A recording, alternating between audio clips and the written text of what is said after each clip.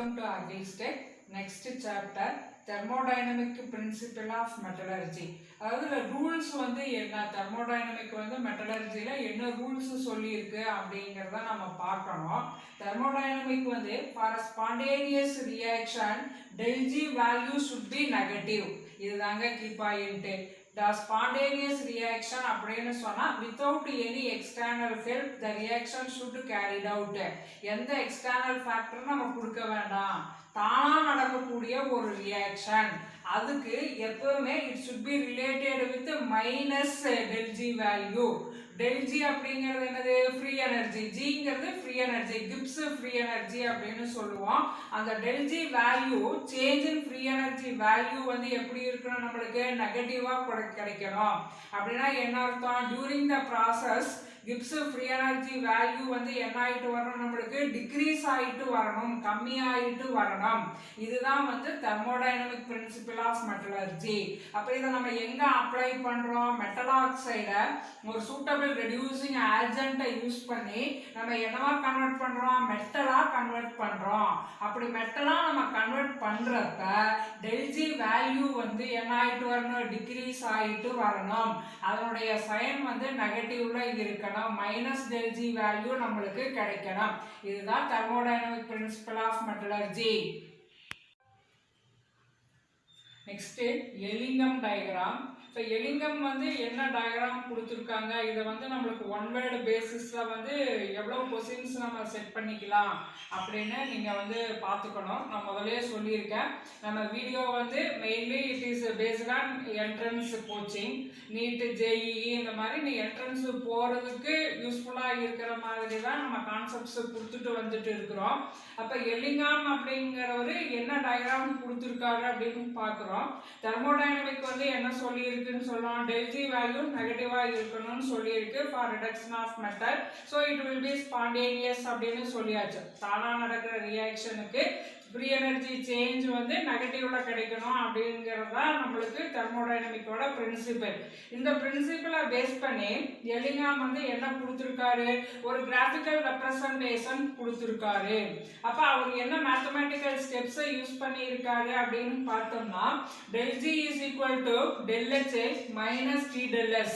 இதுதான் நம்மளுக்கு del G ஓட definition according to thermodynamics. del G அப்படின்னு சொன்னோம்னா change in free energy equal to del H. H அப்படிங்கிறது சேஞ்ச் இன் என்தால்பி மைனஸ் Tங்கிறது டெம்பரேச்சர். எந்த டெம்பரேச்சர்ல அந்த ரியாக்ஷன் நடக்குது அப்படிங்கிறது. del S அப்படிங்கிறது change in entropy. This is a definition for change in free energy. இப்போ del G not அப்படிங்கிறது என்னது? Standard free energy change. that is any reaction that should be carried out at standard conditions we are calling as the standard value. அப்ப standard condition அப்படின்னு சொன்னா என்னது? 1 atmospheric pressure 25 degree செல்சியஸ்ல நம்ம ஒரு வேல்யூவை measure பண்ணி எடுத்தோம் அப்படின்னு சொன்னா அதுக்கு தான் ஸ்டாண்டர்ட் வேல்யூ அப்படின்னு பேரு. அப்ப ஃப்ரீ எனர்ஜி சேஞ்ச நீ 25 டிகிரி செல்சியஸ்ல 1 அட்மாஸ்பியரிக் பிரஷர்ல மெஷர் பண்ணி எடுத்திருந்தோம் அப்படின்னா அப்ப அதை நம்ம என்னன்னு சொல்றோம்? ஸ்டாண்டர்ட் ஃப்ரீ எனர்ஜி சேஞ்ச் அப்படின்னு சொல்றோம். அப்ப இந்த ஸ்டாண்டர்ட் ஃப்ரீ எனர்ஜி சேஞ்ச நம்ம கால்குலேட் பண்றதுக்கு தெர்மோடைனமிக்ஸ் நம்மளுக்கு என்ன ஃபார்முலா கொடுத்துருக்கு அப்படின்னு பார்த்தோம்னா minus RT ln Kp. Kp அப்படிங்கிறது என்னது? நம்மளுக்கு ஈக்குவலிபிரியம் கான்ஸ்டன்ட். ஈக்குவலிபிரியம் தெரியும் நம்மளுக்கு. This change del G it is applicable only for equilibrium reactions. இப்போ எலிங்காம் டயக்ராம் அப்படின்னா என்ன? what it means? எலிங்காம் டயக்ராம் நம்ம எதை சொல்றோம் அப்படின்னு பார்க்கிறோம். எலிங்காம் என்ன பண்ணனாரு? நிறைய மெட்டல் ஆக்சைடோட ஃபார்மேஷன், இப்போ மெக்னீசியம் ஆக்சைடு, கால்சியம் ஆக்சைடு, இந்த மாதிரி சில்வர் ஆக்சைடு, மெர்க்குரி ஆக்சைடு, இந்த மாதிரி நிறைய மெட்டல் ஆக்சைட்ஸ் எந்த டெம்பரேச்சர்ல ஃபார்ம் ஆகுது, அப்ப என்ன ஃப்ரீ எனர்ஜி சேஞ்ச் அந்த ரியாக்ஷன் அப்ப நடக்குது அப்படின்னு சொல்லிட்டு என்ன செய்யறாரு? ஒவ்வொரு மெட்டலுக்கும் வேல்யூ எடுக்கிறாரு. For different metal oxide formation at which temperature it is carried out, at what free energy change occurred during that change. அப்ப இத ரெண்டையும் பேஸ் பண்ணி தான் அவர் வந்து ஒரு கிராஃபிக்கல் ரெப்ரசன்டேஷன் கொடுக்குறாரு. ஃபார் வேரியஸ் மெட்டல்ஸுக்கு ஒரு மெட்டலுக்கு டெல்ஜி வேல்யூ என்ன டெம்பரேச்சர்ல அந்த மெட்டல் வந்து மெட்டல் ஆக்சைடை ஃபார்ம் பண்ணுது, அப்ப டெம்பரேச்சர் T என்ன, இத ரெண்டையும் வச்சுதான் அவர் என்ன செய்யறாரு, கிராஃப் வந்து கொடுக்குறாரு. அததான் நம்ம எல்லிங்காம் டயக்ராம் அப்படின்னு சொல்றோம். எல்லிங்காம் வந்து டிஃப்ரெண்ட் மெட்டல் ஆக்சைடு ஃபார்மேஷன், அதோட டெம்பரேச்சர், அந்த ரியாக்ஷன் அப்போ வந்து என்ன டெல்ஜி வேல்யூ கிடைச்சதுன்னு எடுத்து கிராஃப் போட்டிருக்காரு. அந்த கிராஃப் வந்து ஒவ்வொரு மெட்டல் ஆக்சைடுக்கு ஸ்ட்ரெயிட் லைன் கிடைச்சிருக்கு. இந்த டயக்ராம் தான் வந்து நம்ம எல்லிங்காம் டயக்ராம் அப்படின்னு சொல்கிறோம். இதை வச்சுட்டு படிச்சிங்கன்னா உங்களுக்கு ஈஸியாக இருக்கும்.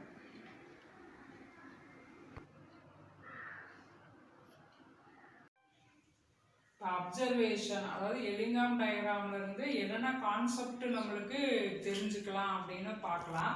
இப்போ ஃபர்ஸ்ட் வந்து நம்மளுக்கு எல்லாமே நீங்க ஒன் வேர்டு பேட்டர்ன்ல எடுத்துக்கீங்க. ஏன் வந்து most of the metal oxide formation வந்து நம்மளுக்கு ஸ்லோப் வந்து பாசிட்டிவ்ல கிடைக்குது அப்படின்னு பார்க்கணும். இப்போ ரீசன் என்ன அப்படின்னு பார்த்தோம்னா, ஃபர்ஸ்ட் எல்லாத்துக்குமே வந்து டெல்எஸ் வேல்யூ வந்து நெகட்டிவ்ல வருது அப்படின்னு சொன்னா என்ன அர்த்தம், ஃப்ரீ எனர்ஜி என்ட்ரோபி வந்து இங்க என்ன ஆகுது, நம்மளுக்கு டிக்ரீஸ் ஆகியிருக்கு அப்படின்னு அர்த்தம். அடுத்தது ஒவ்வொரு மெட்டல் ஆக்சைடு ஃபார்ம் ஆகுறப்பையும் ஆக்சிஜனை வந்து கன்சியூம் பண்ணிக்குது, ஆக்சிஜன் மாலிகூலை எடுத்துக்குது. அப்போ ஆக்சிஜன் மாலிகூல்ஸோட அளவு வந்து கம்மியாயிட்டு வருது.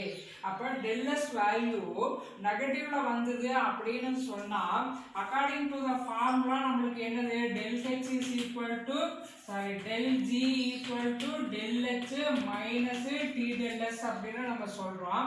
அப்ப del S வந்து நம்மளுக்கு நெகட்டிவ் அப்படிங்கும்போது இந்த டேர்ம் என்ன ஆயிடும், நெகட்டிவ் இன்டு நெகட்டிவ் வந்து நம்மளுக்கு பாசிட்டிவ் ஆகிடுது. அதனால தான் most of the metal oxide formation அப்ப del S வேல்யூ நம்மளுக்கு பாசிட்டிவ்ல கிடைக்குது. அப்ப இதை வந்து நீங்க ஒரு ஒன் வேர்டாவோ இல்லை நம்மளுக்கு 2 மார்க் கொஸ்டினோ பார்த்துக்குங்க. Why for formation of most of the metal oxide they give positive slope அப்படின்னா due to negative del S value due to consumption of oxygen during the process. அடுத்தது வந்து இப்போ கார்பன் மோனாக்சைடு ஃபார்மேஷன் எடுத்துக்கிறோம். Carbon plus oxygen gives carbon monoxide. இதில் வந்து நம்மளுக்கு negative slope கிடைக்குது. Reason என்னன்னா del S வந்து இங்கே பாசிட்டிவாக வருது.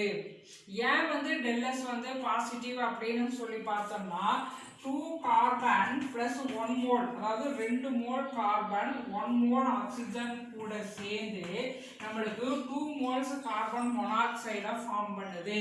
அப்போ 1 மோல் ஆக்சிஜன் தான் இங்கே கன்சியூம் ஆகி இருக்குது. ஆனால் ப்ராடக்ட்ல வந்து 2 மோல்ஸ் கார்பன் மோனாக்சைடு அதை ஃபார்ம் பண்ணி கொடுத்ததுனால இந்த carbon monoxide highly stable and also del S value வந்து பாசிட்டிவ்.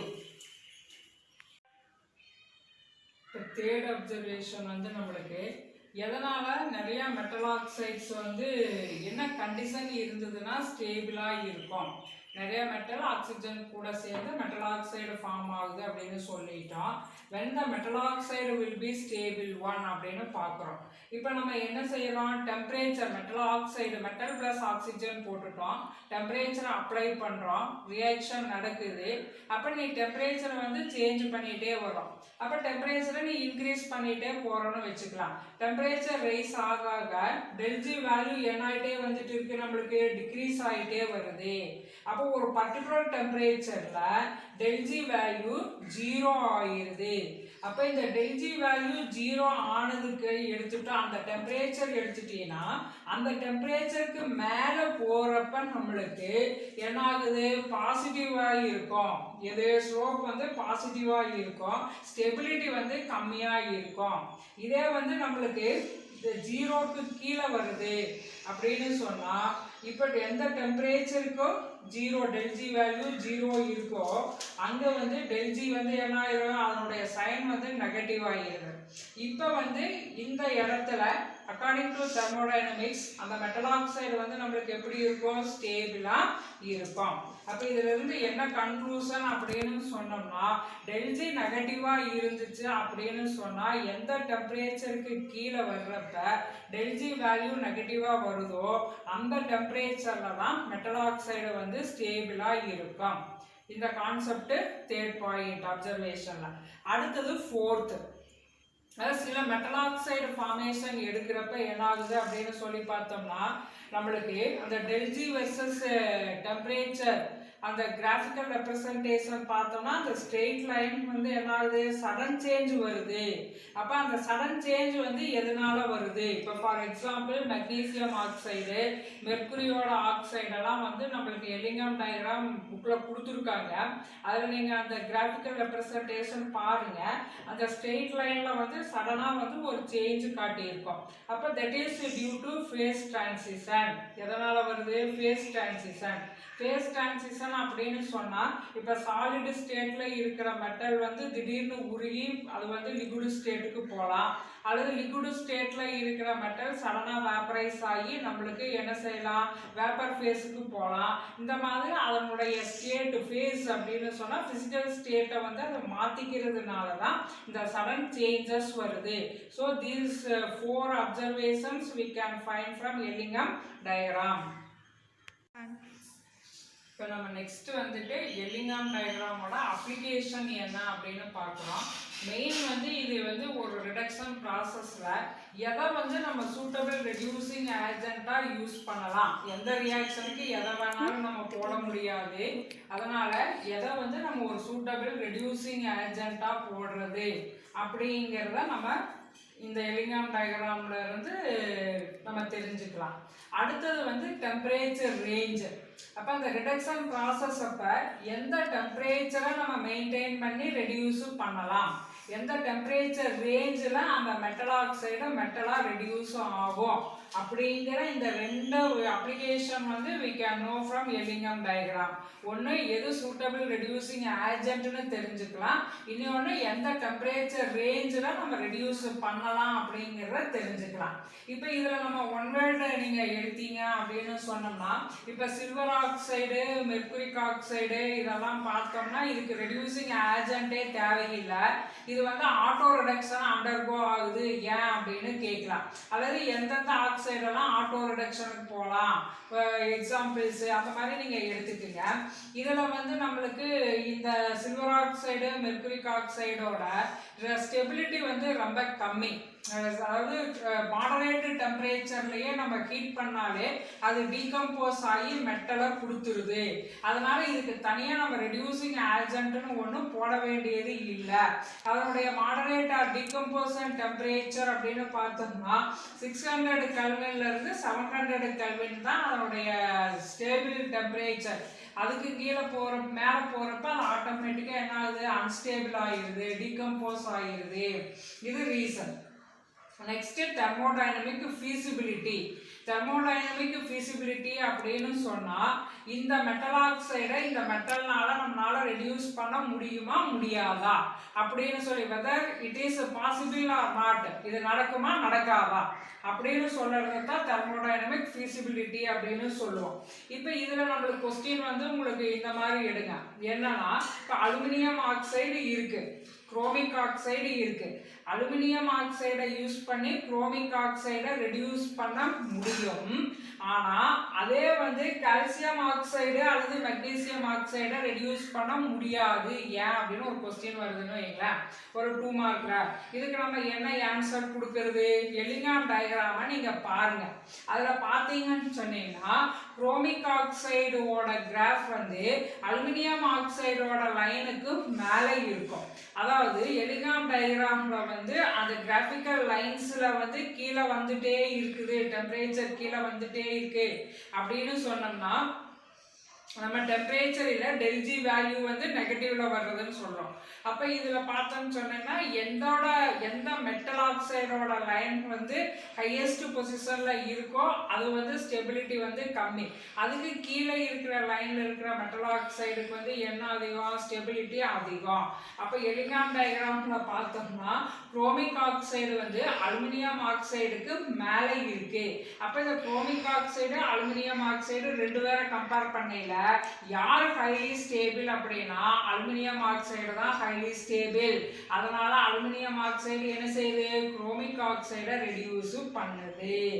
இதே வந்து கால்சியம் ஆக்சைடு மெக்னீசியம் ஆக்சைடு எல்லாம் பார்த்தோம்னா அலுமினியம் ஆக்சைடுக்கு கீழே தான் அந்த ஆக்சைட்ஸ் எல்லாம் இருக்கிறாங்க. அப்ப இதையெல்லாம் கம்பேர் பண்ணுறப்ப இவங்க ரெண்டு பேர்த்துல ஹைலி ஸ்டேபிள் யாரு, கால்சியம் ஆக்சைடு அலுமினியம் ஆக்சைடை விட ஹைலி ஸ்டேபிள். அதனால அலுமினியம் ஆக்சைடுனால என்ன செய்ய முடியாது, கால்சியம் ஆக்சைடை ரெடியூஸ் பண்ண முடியாது. இது ஒன் வேர்டாகவும் எடுக்கலாம், 2 மார்க் கொஸ்டினாகவும் நம்ம எடுத்துக்கலாம். அடுத்த பாயிண்ட் என்ன அப்படின்னா இது ஒரு ஒன் வேர்டு. அயன் ஆக்சைடை அயனா நம்ம ரெடியூஸ் பண்றதுக்கு கார்பன் மோனாக்சைடு கார்பன் வந்து இந்த ஃபார்ம் ஆஃப் கோக் இவங்க ரெண்டு பேர்த்துல யாரை யூஸ் பண்ணி ரெடியூஸ் பண்ணலாம். Carbon monoxide highly stable, carbon மோனாக்சைடை நம்ம யூஸ் பண்ண முடியாது. கோக் யூஸ் பண்ணி தான் நம்மளால என்ன செய்ய முடியும், ரெடியூஸ் பண்ண முடியும். அதுவும் நீங்க எலிங்காம் டயக்ராம்ல பார்த்தீங்கன்னா இதுக்கு வந்து ரீசன் வந்து அதுதான். எந்த மெட்டல் ஆக்சைடு வந்து கீழே இருக்கோ அதை கொண்டு மேலே இருக்கிற மெட்டல் ஆக்சைடை ரெடியூஸ் பண்ண முடியும். அந்த மெட்டல் ஆக்சைடுக்கு கீழே இருக்கிறதுல வந்து மேலே இருக்கிற மெட்டல் ஆக்சைடு என்ன செய்யாது, ரெடியூஸ் பண்ணாது. இப்போ எல்லிங்காமோட லிமிட்டேஷன் யார் எவ்வளோதான் நிறையா சொன்னாலும் அதில் 2 குறை கண்டுபிடிக்கலாம் நம்மளுக்கு தூக்கம் வராது இல்லைங்களா.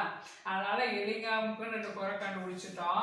என்னென்ன குறை அப்படின்னு சொல்லி பார்த்தோம்னா எல்லிங்காம் வந்து தெர்மோடைனமிக் ஃபீசிபிலிட்டியே சொன்னார். இந்த ரியாக்ஷன் இந்த ரெடியூசிங் ஏஜென்ட்டை போட்டு நடக்குமா நடக்காதா அதில் எல்லாம் தப்பு இல்லை, நிறையா சொன்னதையெல்லாம் நம்ம விட்டுருவோம். அதெல்லாம் குறை கண்டுபிடிக்கணும் இல்லையா.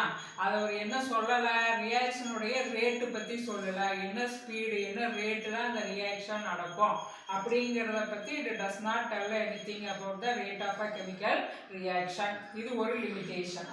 அடுத்தது வந்து இவர் அந்த டெல்ஜி வேல்யூ மெஷர் பண்ணி கிராஃபிக்கல் ரெப்ரசன்டேஷன் கொடுத்துருக்காரு அப்படின்னா அது எல்லாமே வந்து ஈக்குலிபிரியம் ரியாக்ஷன்ஸாக தான் கன்சிடர் பண்ணி எடுத்திருக்காங்க. அப்போ நான் ஈக்குலிபிரியம் கண்டிஷனில் நடக்கிற ரியாக்ஷன்ஸுக்கு எல்லிங்காம் டயக்ராம் வந்து நம்மளால அப்ளை பண்ண முடியாது. இது வந்து only applicable for reactions which carried out at equilibrium condition. அப்போ இது ரெண்டு வந்து டிமெரிட் ஆஃப் எல்லிங்காம் டயக்ராம்.